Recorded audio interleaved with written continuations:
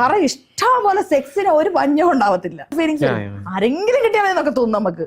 Activist ഫെമിനിസ്റ്റായ Sreelakshmi അരക്കലിനെ കുറിച്ച് എല്ലാവർക്കും അറിയാം അല്ലെ. പൊതുവെ ആണുങ്ങളെ കുറിച്ച് വളരെ മോശമായിട്ട് സംസാരിക്കുകയും ആണുങ്ങൾ ഈ ലോകത്ത് എന്തിനു ജനിച്ചു എന്ന രീതിയിലൊക്കെയാണ് ചേച്ചി സംസാരിച്ചിട്ടുള്ളത് പലപ്പോഴും.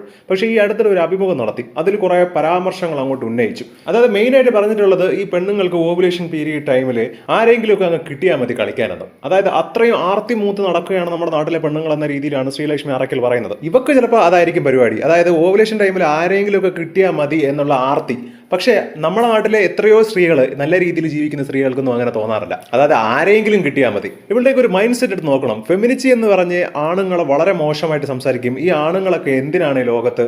ആണുങ്ങളെ കൊണ്ട് ഒരു പ്രയോജനമില്ല. പക്ഷേ ഈ വക കാര്യത്തിനൊക്കെ ഇവക്കൊക്കെ നല്ല രീതിയിൽ ആണുങ്ങളെ വേണം. ആണുങ്ങളെ കൊണ്ട് പല പ്രയോജനങ്ങളുണ്ട് ഇവക്കൊക്കെ. അപ്പോൾ ഇവളൊക്കെ എന്ത് തരത്തിലുള്ള സ്ത്രീ ആണെന്നൊന്ന് ഒന്ന് വിചാരിച്ചാൽ മതി നിങ്ങൾ. എന്നിട്ട് പറയുന്ന വേറൊരു കാര്യം കൂടിയുണ്ട്, കൺട്രോൾ ചെയ്ത് ഇങ്ങനെ പിടിക്കും. കാരണം ഇത് ചെയ്തു കഴിഞ്ഞാൽ കുറ്റബോധം പഠിക്കും. അപ്പോൾ എന്താണ് അതിന്റെ അർത്ഥം പറഞ്ഞു തരുന്നത്?